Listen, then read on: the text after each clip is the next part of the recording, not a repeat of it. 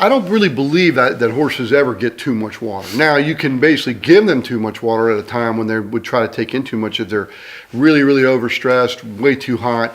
You want to limit the amount of water that they take in slowly and let the body core temp come down gradually and let them blow off. They'll be really, really excited. Eyes will be bulged a little bit, nostrils really flaring, the respiratory rates really high, and they'll be sweating.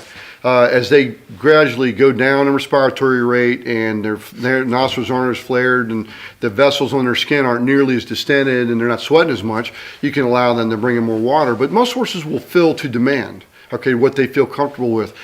The one thing you are concerned about, however, is when they don't bring enough water in. If you've got them in let's say, the time we see these kind of problems the most are like in very, very cold weather.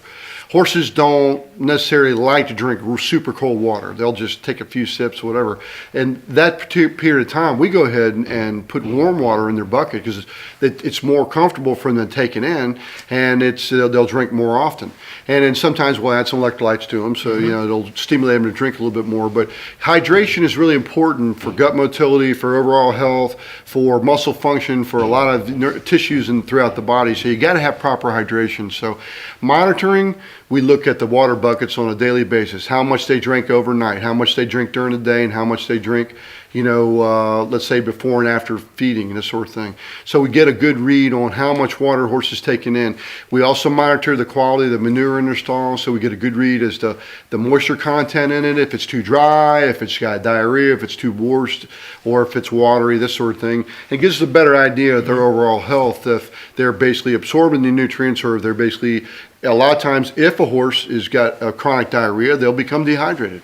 And so you got to be aware of that. Yeah. So it's something that's a good read to know how much water they're taking in and what the quality of stool is, and that they're eating properly as well. So the combination of all the above give you a good read on where you are with your horse. And the other thing is how you're going to offer that water to a horse. If they're obviously in a barn, then you can, you'll have a water bucket hung on the wall for them. So it's important that they get clean, fresh water. So that you want to take that water bucket out every day and clean it to make sure there's nothing that, accumulates on there, any bacteria and such. If they're out in the field, there's automatic waters. There's also automatic waters that you can have in a barn. So you need to figure out the delivery system and then most importantly, get clean and fresh water.